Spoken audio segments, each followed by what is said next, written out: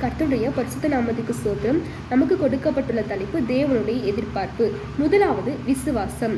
நாம் ரட்சிப்படைய சத்திய வசனத்தையும் நித்திய ஜீவனை அடையும்படி இயேசு கிறிஸ்துவையும் விசுவாசிக்க வேண்டும். ரோமர் 8:38-39 பவுல் கூறுகிறார், உபத்திரமோ பசியோ நிர்வாணமோ நாசமோசமோ உயர்வானாலும் தாழ்வானாலும் மரணமானாலும் ஜீவனானாலும் இயேசு கிறிஸ்துவின் அன்பை விட்டு நம்மை பிரிக்க மாட்டாது என்று நிச்சயத்திருக்கிறேன். இப்படிப்பட்டதான விசுவாசத்தை தேவன் நம்மிடத்தில் எதிர்பார்க்கிறார்.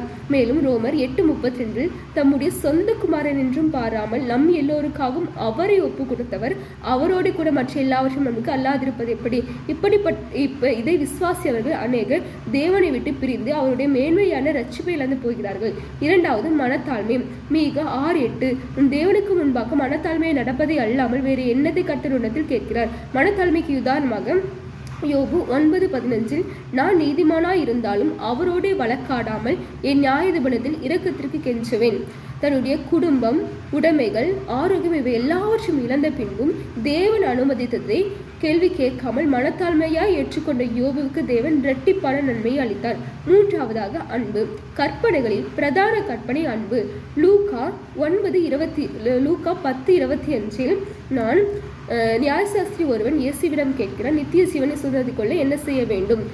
உன் தேவனாய கர்த்தரிடத்தில் உன் முழு இருதயத்தோடும் உன் முழு ஆத்மாவோடும் உன் முழு பலத்தோடும் உன் முழு சிந்தையோடும் அன்பு கூர்ந்து உன்னிடத்தில் அன்பு கூறுவது போல பிறரிடத்திலும் அன்பு கூறுவாயாக. நம் நித்திய ஜீவனை பெற்றுக்கொள்ள முதலாவது தேவனிடத்திலும் அவரால் உண்டாக்கப்பட்ட மனிதரிடத்திலும் அன்பு கூற வேண்டும் என்று அவர் எதிர்பார்க்கிறார். நம்முடைய இருதயத்தில் அன்பு பூர்ணப்பட்டிருக்கும் போது நம் தேவனுடைய வார்த்தைக்கு கீழ்ப்படிவோம். கீழ்ப்படிதல் உண்டாயிருக்கும் போது நாம் ஒருபோதும் பாவம் செய்ய மாட்டோம். நான்காவதாக சமாதானத்தின் சுவிசேஷம்.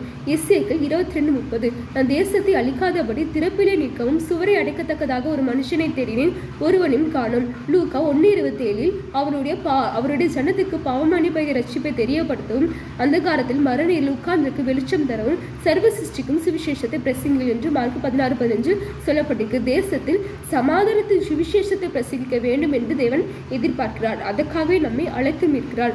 இந்தபடி நாம் நித்திய ஜீவனை பெற்றுக்கொள்ள தேவனுடைய எதிர்பார்ப்பாகிய விசுவாசம், மனத்தாழ்மை, அன்பு, தேசத்தில் சமாதானத்தின் சுவிசேஷத்தை பிரசங்கித்து நித்திய ஜீவனை பெற்றுக்கொள்வோமாக. ஆமென்.